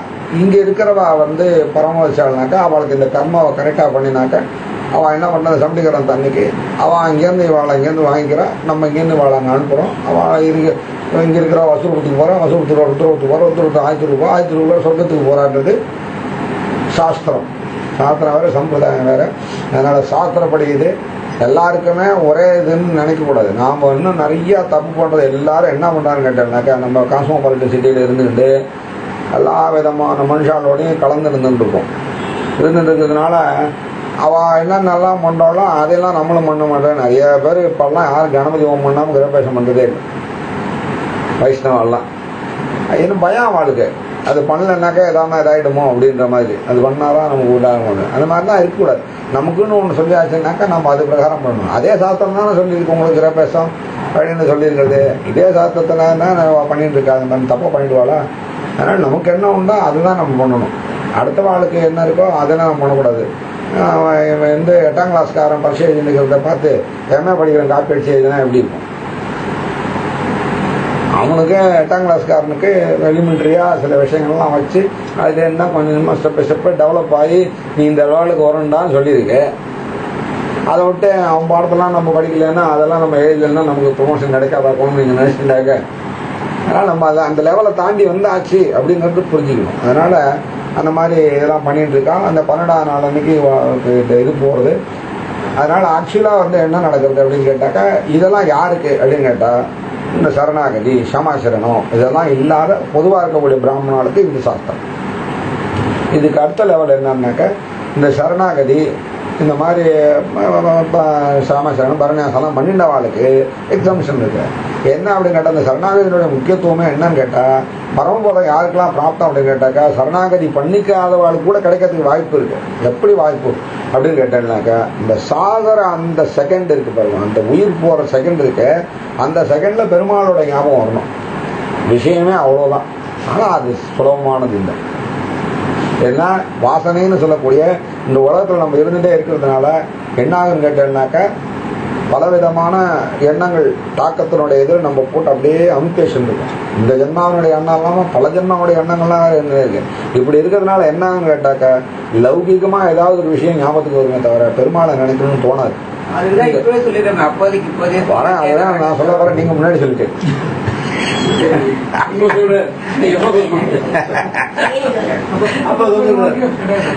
அப்போதைக்கு இப்போதே சொல்லி வைக்கிறதுதான் சரணாகதின்றதுதான் சொல்ல வரேன் நானு. அப்ப நினைக்க முடியாது, அதுக்காக வேண்டிதான் சரணாகதியை முன்னாடியே சொல்லி வைக்கிறேன்னு தான் நான் சொல்ல, அதான் நான் சொல்ல வந்தேன். நீங்க சொல்லிட்டு இல்லைங்க. அதுதான் இந்த மாதிரி இந்த சரணாகதியில இந்த மாதிரி இதை ஏற்படுத்தி வச்சுதான். என்னன்னா பெருமாள் என்ன பண்ண சரணாகதி பண்ணவாளுக்கு இவனுக்கு ஞாபகம் வராட்டாலும் அந்த நிலையில நான் உனக்கு ஞாபகப்படுத்தி உன் முன்னாடி இருக்கிறேன் அப்படிங்கிறாரு. பெருமாள் எப்ப ஞாபகத்துக்கு வராரோ பெருமாள் அந்த இடத்துல பெருமாளுடைய சன்னிவேசம் ஏற்பட்டு இருக்கிறதுனாலே பெருமாளோட பெருமாள் கிங்கராலாம் இல்லாம வருவாரா? பெருமாளோட கிங்கராலாம் அந்த இடத்துக்கு வந்துடுவார். பெருமாளோட கிங்கராலாம் இருக்கிற இடத்துல யமதூதர்கள்லாம் இருக்க மாட்டான், தூரமாக போயிடுவார். அதனால என்ன போயிட்டான்னாக்கா பெருமாளோட கிங்கரெல்லாம் அந்த ஞாபகம் ஒன்று பெருமாள் கிங்கரெல்லாம் வந்து ஆதிவாயிகள்னு பேர் வாழ பரமபதத்துக்கு ஆயுஷன் போயிடுறான். அப்புறம் அடுத்த டவுட் என்ன வரும் அப்படின்னு கேட்டால் இவா பரமபதத்துக்கு போய் சேர்ந்தா, ஆனால் இங்கே நீங்கள் மற்றதெல்லாம் வந்து பரமபதத்துக்கு போகாத சொர்க்கத்துக்கு போனவாளுக்கு பண்ணுற மாதிரி தானே காரியங்கள்லாம் பண்ணிட்டு இருக்கு. இந்த மாதிரி இந்த பித்ருலோகத்தில் இருக்கக்கூடிய ஆத்மாவுக்கு பண்ணுற மாதிரி தானே பின்னாடி உள்ள மாசியங்கள்லாம் பண்ணி சாதங்கள்லாம் பண்ணி அவள் தான் பரமபதத்துக்கு போயிட்டாளே. இதெல்லாம் லாஜிக் இல்லையே, கரெக்டு தானே இல்லையா? அதெல்லாம் என்ன அப்படின்னு கேட்டேன்னாக்கா சாஸ்திரம்ன்றது வந்து ஜென்ரல் எல்லாருக்கும் உள்ளது, இது வைஷ்ணவனுக்கு மட்டும் இல்லை. சாஸ்திரன்றதை எப்படி கடைபிடிக்கணும் அப்படின்னு கேட்டேன்னாக்கா இந்த சரீரம் எவ்வளோ நாளைக்கு இருக்கோ இந்த ஆன்மா வேற சரீரம் வேற சொன்னேன். இந்த சரணாகதி சமாசிரனம் அதனுடைய மகிமையெல்லாம் யாருக்குன்னு கேட்டாங்க சரீரத்துக்கு இல்லை, ஆன்மாவுக்கு தான். ஸோ இந்த ஆன்மா இந்த சரீரத்தில் இருக்கிற வரைக்கும் அந்த சரணாகதி அடைஞ்ச ஆன்மாவா இருந்தாலும் அதுக்கு எந்த விதமான முக்கியத்துவமும் கிடையாது. இந்த சரீரம் எவ்வளோ நாளைக்கு இருக்கோ இந்த சரீரம் இந்த சாஸ்திரப்படி தான் இங்கே இருக்கணும். ஏன்னு கேட்டால் நான் ஒரு உதாரணம் சொல்கிறேன். நான் சரணாகதி பண்ணுவேன், நான் நடு ரோட்டில் எங்கே வேணாலும் போவேன், லெஃப்ட் ரைட்லாம் எனக்கு கிடையாது. அழிச்சிட்டு ரோட்டில் போக முடியுமா? லெஃப்ட் ரோட்டில் போகாமல் ரைட் ரோட்டில் போக முடியுமா? பரநியாசம் பண்ணிட்டவன் எல்லாரோட வசதியான ஆள் தானே, சீஃப் மினிஸ்டரோட வசதியான ஆள் தானே, போக முடியுமா? முடியாது இல்லையா? ஏன்னா ஒரு ஆன்மாவாக இருந்ததுனாக்கா இந்த சரீரத்தினுடைய உபாதை அதுக்கு இல்லை, அது எஸ்கேப் ஆகிடும். ஆனால் சரீரத்தோடு இருக்கவன் சரீரத்தோடு இருக்கும்போது என்ன ஆகுனாக்கா இந்த சரீரத்துக்கு உண்டான எல்லாருக்கும் இந்த உலகத்தில் என்னென்ன சட்டம்லாம் இருக்கோ அந்த சட்டத்தை இந்த சரீரத்தை எல்லா சரீரத்துக்கும் எல்லாரும் கரெக்டாக கடைபிடிச்சி தான் ஆகணும் இல்லையா? அந்த ரோட்டில் தானே போய் ஆகணும். லெஃப்டில் போனால் லெஃப்டில் தான் போகணும், ரைட்டில் போனால் அதை பண்ணி ஆகணும் இல்லையா? அதனால் அந்த சரீரத்தோடு இருக்கிற வரைக்கும் சாஸ்திரப்படி நீங்கள் நடந்தே ஆகணும். சரி அப்போ வரான் இல்லையே யார்கிட்ட கொண்டே கொடுக்குறது அப்படின்னு அடுத்த கேள்வி வரும். சரி நான் நடக்கிறேன்ப்பா, ஆனால் நான் யாருக்காக பண்ணுறனோ அவளே அங்கே இல்லை பரம்பரத்துக்கு போயிட்டாங்கன்னா யாருக்கு கொடுக்குறேன்? அதுக்கு தான் என்ன பண்ணுறாருன்னா பெருமாள் வந்து யாரெல்லாம் இல்லையோ இன்னொரு உதாரணம் சொல்கிறேன். எப்படின்னா நீங்கள் வந்து ஒரு பொருள் இருக்குது, ஒரு பொருள் இருக்கிற இடத்துல காற்று இருக்காது. அந்த பொருளை அங்கே எடுத்துகிட்டே வச்சுக்குவோம், என்ன பண்ணுவோம்? காற்று வந்து அந்த இடத்த ரொப்பிக்கும் இல்லையா? அது மாதிரி எந்த இடத்துல யாரோடைய இது வேணுமோ ஒரு காரியம் ஒரு சாஸ்திரம் நடக்கணுமோ ஒரு சாஸ்திரம் ஒரு காரணத்தினால நின்று போகக்கூடாது நடக்கணுமாங்க பெருமாள் என்ன பண்றார்? அந்த இடத்துல தான் வந்து இருந்துடுறார். இதை எப்படி நம்ம நிரூபிக்கிறது அப்படின்னு கேட்டோம்னா சிராத்தத்தில் மந்திரம் சொல்லும் போது என்ன பண்றோம்? தத்தார் மந்திரம் போது விஸ்வதேவ ஸ்வரூபி பித்ருபிதாமக பிரபிதாமக ஸ்வரூபி பிரத்யக்ஷ விஷ்ணு ஸ்வரூபி சர்வாகாரக பகவான் சதேவா ஸ்ரீ ஜனார்தன பிரியதாம் ஸ்ரீ விஷ்ணுவாதே தத்தம்னு சொல்றோம். இதுக்கு என்ன பண்றோம்? விஸ்வதேவ ஸ்வரூபின்னு தான் சொல்றோம். விஸ்வதேவா அப்படின்னு சொல்லல, விஸ்வதேவ ஸ்வரூபி பித்ருபிதாமக பிரபிதாமக ஸ்வரூபி அப்படின்றோம். இந்த ரூபமெல்லாம் யார் இருக்கா? ஜனார்தனகா பிரியதம். ரூபமெல்லாம் இருக்கக்கூடிய ஜனார்தனுக்கு தான் இதை சமர்ப்பிக்கிறேன்னு சொல்லியிருக்கே தவிர அவளுக்கே கொடுக்குறேன்னு சொன்னேன். இது என்ன ஆகுதுன்னு கேட்டோம்னாக்கா இருந்தா இவாளுக்கு இல்லைன்னா பெருமாளுக்கு. பெருமாள் வந்து அவள் என்ன பண்ணான்னா நான் இன்னும் ரெண்டு விதமாக சொல்றாங்க. இன்னொன்று என்ன கேட்டாள்னாக்கா எப்போ இங்கேருந்து பரமபதத்துக்கு போயிட்டாலும் அவளால் பெருமாள் மாதிரி எல்லா விதமான ரூபமும் எல்லா விதமான இதுவும் எடுத்துக்கிறதுக்கு உண்டான சக்தி சாமர்த்தியங்கள் இங்கேருந்து போனவாளுக்கு இருக்கு இல்லையா, இந்த காரியத்தை நிறைவேற்றுறதுக்காக வேண்டி அவள் அங்கேருந்து வரத்துக்கும் அவன் அந்த மாதிரி இதெல்லாத்தையும் ஏற்றுக்கிறதுக்கும் ஆசீர்வாதம் பண்ணுறதுக்கும் அவளுக்கு எல்லா சக்தி சாமர்த்தியங்களும் இருக்கு அப்படிங்கிறதும் ரெண்டு விதமாகவும் இதான் சொல்ல. ஏன்னா பெருமாளே வந்து ஏற்றுண்டாலும் அவளே வந்து ஏற்றுண்டாலும் அவங்களுக்கு ஏற்றுக்கிறதுக்கு ஒரு ஏற்பாடை அங்கே பண்ணி வச்சுருக்கா. வசூரூபத்துக்கு ருத்ரூபத்துக்கு ஆதித்யரூபத்துக்கும் ஏற்பாடை பண்ணி வச்சுட்டா இவாளை பரமபதத்துக்கு அனுப்புகிறா. ஆனால் ஏன் அந்த மாதிரி பண்ணுறா அப்படின்னு கேட்டாக்க, இந்த சாத்தம் பண்ணுறது நம்ம நினச்சிட்டு இருக்கிற மாதிரி அவளுடைய பசியை தீக்கிறதுக்காக இல்லை. காரணம் என்னன்னு கேட்டேன்னாக்கா, யாருக்கு பசி அப்படின்னு கேட்டேன்னாக்கா, யாருக்கு சரீரம் இருக்கோ அவள் தான் சாப்பிடணும், சாப்பிட்டு வயிற்று ரொப்பணும். யாருக்கு அவளுக்கும் ஆன்மா தானே, அவளுக்கு சரீரமே கிடையாது. அவள் எதை சாப்பிட்டு அவளுக்கு பசி தீக்கணும், பசி தீக்க வேண்டிய அவசியமே கிடையாது. அவளுக்கு திருப்திங்கிறது ஒன்று மட்டும்தான் ஆகணும். அதனால வேண்டிதான் ஒரு பிராமணனை கூப்பிட்டு பிராமணனோட இருக்கக்கூடிய ஆத்மாவோட உட்காந்து அந்த ஆத்மாவை திருப்தி பண்ணுறோம். அந்த ஆத்மாவோட சேர்ந்து இருக்கக்கூடிய இந்த ஆத்மா அந்த திருப்தியை என்ஜாய் பண்ணுறது. சாப்பாட்டை ருசி பார்த்து சாப்பிடல. இந்த ஆத்மாவுக்கு என்ன என்ஜாய்மெண்ட் கிடைச்சதோ அந்த என்ஜாய்மெண்ட்டை இது டிரான்ஸ்ஃபர் பண்ணிக்கிறது. அதுதான் அதனுடைய தாத்பரியம். அவளுக்கு சாப்பாடு போட்டு பண்ணணுன்ற அவசியம் இல்லை. சரி, அது கூட எதுக்கு பண்ணணும் அவளுக்கு அப்படின்னு கேட்டேன்னாக்க, இப்போ நாம் கூப்பிடும்போது இந்த பித்திருக்கள் வசூருத்திர ஆதித்யரூபத்தில் இருக்கக்கூடிய பித்திருக்கள் வந்தாதான் இவாளை இங்கேருந்து அங்கே மேலே கொண்டு போக முடியும். அவள் வரலன்னாக்கா நம்ம இங்கேருந்து அனுப்பினாலும் இங்கே அவள் இழுத்துக்காம இவள் எப்படி மேலே போக முடியாது இல்லையா. அதனால நாளைக்கு நம்ம மேலே போகிறதுக்கு அவள் ஏணியா படிக்கட்டா அங்கேருந்து நம்மளை எழுத்துக்கணுன்றதுக்காக வேண்டி நாம் அவளோட ரிலேஷன்ஷிப்பை நம்ம கீப்பப் பண்ணிட்டு இருக்கோமே தவிர அவளுக்கு சாப்பாடு போட்டு அவளை ரட்சணம் பண்ணணுன்றதுக்காக இல்லவே இல்லை.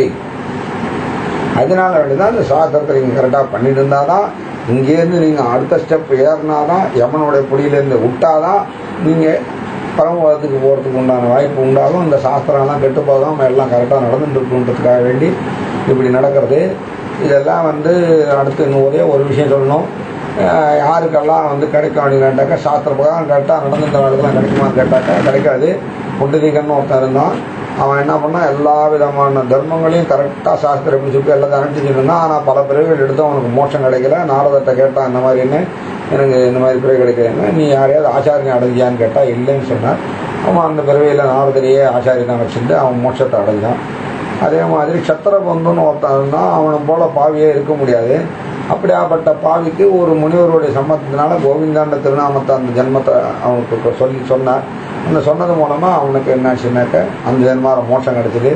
ஆகையினால எவ்வளோ பெரிய பாவியாக இருந்தாலும் ஆச்சாரியனுடைய சம்பந்தம் இருந்ததுனாக்க அவனுக்கு மோட்சம் சித்திக்குங்கிறதும், எவ்வளோ பெரிய புண்ணியமானாக இருந்தாலும் ஆச்சாரிய சம்பந்தம் இல்லைன்னா அவனுக்கு மோட்சம் கிடைக்காது அப்படிங்கிறதும் நம்ம சம்பிரதாயத்தின் மூலமாக நம்ம தெரிஞ்சுக்க வேண்டிய விஷயம். அதுக்கப்புறம் வந்து இந்த பரநியாசம் பண்ணிட்டாக்கா அதை சாப்பிடாது அப்படி இருக்கக்கூடாது இப்படிலாம் இருக்கு, அதனால நான் பரநியாசம் பண்ணிக்கல அப்படின்ற மாதிரி தான் நிறையா சொல்லிட்டு இருக்கான். அந்த மாதிரி ஒரு அபிப்பிராயம் நமக்கு தேவையில்லை. நம்ம வந்து என்ன சத்தியம் பண்ணி கொடுக்குறோமோ இன்னொன்று கூட இருக்கு. இந்த மாதிரி வந்து பரநியாசம் பண்ணிட்டவா அந்த மாரியம்மன் கோயில் காளியம்மன் கோயில் அதுக்கெல்லாம் போகக்கூடாது பண்ணக்கூடாது அப்படின்னு சொல்கிறாளே அப்படின்னு சொல்லி கேட்குறான். அப்படின்னா அதுக்கு ஏன் தாத்பரியம்? அவள்லாம் வர நம்மளாம் போகக்கூடாது அப்படின்னா என்ன தாத்பரியம்னா, இப்போ ஹஸ்பண்ட் ஒய்ஃப் இருக்கா, அவளுக்கு தான் இவான்னு ஒரு பொம்மநாட்டியை ஒரு புருஷாளுக்கு கல்யாணம் பண்ணி கொடுத்தாச்சு. கல்யாணம் பண்ணி கொடுத்ததுக்கு அப்புறமா வந்து அக்கம் பக்கத்தாத்தில் இருக்கிற எல்லாமே நீ எனக்கு ஒரு கூட வாங்கிக்கூட, நீ எனக்கு ஒரு இதை வாங்கிக்கூட அப்படின்னு சொல்லி கேட்டுட்டு எல்லாத்தையும் போய் நின்றுட்டுன்னு வச்சுக்கணும். வேணுமா இருக்கலாம், வாத்துக்காரர் வாங்கி கொடுக்காதையே கூட இருக்கலாம். வாங்கி கொடுத்தாலும் கொடுக்காட்டாலும் இவர் என்ன கொடுக்குறாரோ அதையை கொண்டு குடும்பம் நடத்திட்டு இருக்கிறவா தான் பதிவிரதையே தவிர, ஒரு கொடுக்குறேன்ற ஒரு காரணத்துக்காக வேண்டி யாருக்கிட்ட வேணாலும் எதை வேணாலும் போய் கேட்டு வாங்கிக்கலாம்னு இருக்கிறவா எப்படி இதாக இருக்க முடியும்? அது மாதிரி சரணாகதி பண்ணிட்டவாலாம் எம்பெருமான எண்ணத்தை நமக்கு நல்லது நினச்சி கொடுக்குறானோ அதையோடு நம்ம திருப்திப்பட்டு அதோட இருக்கணும். என்ன சரணாகதின்றதுனுடைய பரநியாசம்னா என்ன அப்படின்னு கேட்டாக்கா, என்னது எதுவுமே இல்லை, எதையுமே நான் எதிர்பார்க்க மாட்டேன், எனக்குன்னு எந்த தேவையும் இல்லை, நான் வந்து பரமபதத்துக்கு வந்து சேர்றது மட்டும்தான் எனக்கு தேவைன்றதுனால தான் அவன் பரநியாசம் பண்ணிடுவேன். அப்படி பண்ணிவிட்டு அதுக்கப்புறம் வந்து லௌகிகமான விஷயங்களை மட்டும்தான் கொடுக்கக்கூடிய தெய்வங்களுடைய சன்னிதியெல்லாம் போய் நின்றுட்டு இருந்தாக்க நம்ம இந்த பரநியாசம் பண்ணின்றதுக்கு அர்த்தம் இல்லை, நம்ம அதை மதிக்கலை அப்படின்னு அர்த்தமாயிடும். ஸோ அதனால் நமக்கு தேவை இருக்கிறவா போகணும். ரேஷனில் கொடுக்குறா, எல்லாருமே ரேஷன் அரிசி வாங்குறான். ரேஷன் அரிசி நாங்கள் வாங்குறது இல்லை. அதனால் ரேஷன் அரிசி வாங்காத வாங்க எண்ணத்துக்கு போய் ரேஷன் கடையில் போய் நிற்கணும் சொல்லுங்கள். ஏன் அவள்லாம் ரேஷன் கடைக்கு போகிறாள், நாங்களும் போகக்கூடாதுன்னு? ரேஷன் அரிசி வேணுமா இருந்தால் போங்க, அதனால வேண்டி இது அப்படிதான் பார்க்கணும் இது. அதனால அந்த தேவங்களுடைய பலன் வந்துதான் அவங்களுக்கு ஏதாவது காரியம் ஆகணுமா இருந்தது, அதனுடைய பலன் ரொம்ப முக்கியமாகப்பட்டதுன்னா போகலாம். ஆனால் அது இது கொடுத்த நம்ம பண்ணி நம்ம பண்றோம், அது பரவாயில்ல. அது புதுப்பாடு கிடையாது, புதுசு போடுற இது நல்ல சரணாகதி பண்றோம், ஆச்சாரிய அனுபவத்தை பண்ணிருக்கோம். சரணாகதி பண்ணா அப்புறம் பண்ற பாவம் என்ன ஆகும்? ரொம்ப நல்ல கேள்வி, நிச்சயமா தெரிஞ்சுக்க வேண்டிய கேள்வி. என்ன அப்படின்னு கேட்டேன்னாக்கா, அதுக்குதான் பாகவத அபசாரம் பண்ணக்கூடாது அப்படின்னு சொல்லுவார். எப்படின்னா பாவங்கள்லாம் ஒன்றும் எங்கேயும் போயிடாது. அதனால பாகவத அபசாரம் பண்ணக்கூடாதுன்னு சொல்றது என்னன்னு கேட்டாக்கா, இவாளுக்கு இந்த ஜென்மாவில் எல்லா விதமான பாவத்தையும் போக்கி நான் ஐஷம் போறேன்னு சொல்றா இல்லையா, இவாகிட்ட யாராலும் இந்த சுவாமி இருக்கார், இவர்கிட்ட யாரெல்லாம் பிரீதியா அவருடைய முகோல்லாசத்துக்கு காரணமா இருந்தாலோ அவளா இருந்தாலும் அவர் பண்ண புண்ணியம்லாம் அவளுக்கு போய் சேரும். இவருக்கு யாரெல்லாம் கஷ்டப்படுத்திட்டு அவரை இம்சை பண்ணி எல்லாம் பண்ணினாலோ பண்ண அவருடைய பாவம் ஏதாவது இருந்ததுன்னா அவளுக்கு போயிடும். ஒரு பாகவதனை எவன் இம்சை பண்றானோ, அவருக்கு கஷ்டத்தெல்லாம் கொடுத்து எல்லாம் பண்றானோ, அவனுக்கு அந்த பாகவதாருடைய பாவங்கள்லாம் அவள்கிட்ட வந்து சேர்ந்துடும். அந்த பாகவதார்ட்ட இருக்கிற புண்ணியம் எல்லாம் அவளுக்கு பிரியமா நடந்தது அவள்கிட்ட போய் சேர்ந்துடும். கஞ்சாபோதி காணாபோதி அவ்யய புத்திராபவந்தி சாஸ்திரம் அந்த மாதிரி கூட சொல்றது. கஞ்சாபவதி காணாபவதி அவ்யய புத்திராபவந்தி யார் சரணாகதி பண்ணிட்டு இதுவா இருந்தா பிள்ளை இருந்தா இருக்குமா, வித்தியாசமா இருக்குமா, வளர்ந்து இதா இருக்கும், இவங்க உடம்புல எதுவான இருக்கணும். இல்ல அப்படின்னா அவர் சொல்றதுலயும் ஒரு மீனிங் இருக்கு. ஏன்னா யாரும் முகத்து தெரியாத வந்து அதெல்லாம் பண்ண போறது இல்லையே. இந்த இம்சை பண்றவாள் புத்திரால சேர்ந்தவாள் தான் இருப்பேன், அவள்கிட்ட வந்து சேர்றதுக்கு வாய்ப்பு இருக்கு. அதனால இப்படியாப்பட்ட இதெல்லாம் நடந்து முடிஞ்சது. இப்படியா அதுக்கப்புறமா அனுபவிக்க வேண்டிய விஷயம் என்ன அப்படின்னு கேட்டா, சூழ் விஷம் மணிமுகள் தூரியம் முழைக்கின ஆழ் அலைதலை கையெடுத்தாடின ஏழ்பொழிலும் வளமேந்தி வண்ணப்பன் வாழ்வுகள் நாரணன் தமரை கண்டு வந்தேன்னு சொல்லிட்டு இவாளை இங்கேருந்து வைகுண்டத்துக்கு இங்கேருந்து போகக்கூடிய இந்த ஆத்மாவா எல்லாரும் போற வழியில எல்லாம் தொடர்ந்து இன்னும் தோற்றுன்னு சொன்னேன்னு சொல்லிட்டு ரொம்ப விசேஷமா ரொம்ப அழகா இங்கேருந்து அங்கே கொண்டு போய் அங்கே பரமபுரத்தில் போய் சேர்றேன். போய் சேர்ந்தோடனே அங்கே பரமபுரத்தில் ஏற்கனவே இருக்கிறவாள்லாம் வந்து நம்ம எப்படி நாங்கள் இதெல்லாம் பண்ணினோமோ, காலம் பண்ணுறது, விளக்கு சுற்றுறது, இது பண்ணுறது, ஆர்த்தி எடுக்கிறது, வெட்டி வைக்கிறது அப்படின்ற மாதிரிலாம் அங்கே வாழ்க்கை நடக்கிறது. அப்படியே நடந்து அவளுடைய பாததீர்த்தங்கள்லாம் ஏற்கனவே இருக்கிறவாள்லாம் சீகரிச்சுக்கிட்டு அவளை அங்கே எல்லாரோடையும் அந்தமல் பேருந்து அடியோடு இருந்தேன்னு சொல்லிட்டு இந்த மாமணி மண்டபத்துக்கு ஆயிடுச்சு உள்ளே போகிறேன். அவள் உள்ள ஏழு அங்கே அவளோட கூட்டமாக போய் சேர்ந்துருக்கா. இங்கே பெருமாள் வந்து எப்படியாப்பட்ட இதுன்னு கேட்டாக்க, ரொம்ப நாளாக ஒரு குழந்தை காணா போயிருந்து ஒரு குழந்தை கடைசினாக்க ஒரு தகப்பனுக்கு எப்படியாப்பட்ட ஒரு சந்தோஷம் ஏற்படுமோ அப்படியாப்பட்ட ஒரு சந்தோஷத்தோட பெருமாள் வாழை வந்து தன்னுடைய மடியில் கூப்பிட்டு வச்சுக்கிறார். கோஷின்னு கேட்கிறார். அகம் பிரம்மாஸ்மின்னு சொல்லிட்டு அந்த பிரம்மத்தோட பிரம்மமாக அவன் ஐக்கியமாகி அதிலிருந்து அந்த பிரம்மத்துக்கு உண்டான நித்திய சூரியர்களில் ஒருத்தரா நித்திய கைகள் எல்லாம் பண்ணிட்டு க்ஷேமமா ஆனந்தமா எல்லாம் இருந்துட்டு இருக்கான்னு சாஸ்திரம். பிராமண கல்யாணம்னா அன்னாட பாவம் போயிடுது. நீங்க லேடிஸுக்கு என்ன அன்னாட பாவம் போயிடுச்சு? 50%. எதுவும் பண்ணவே வேண்டாம்.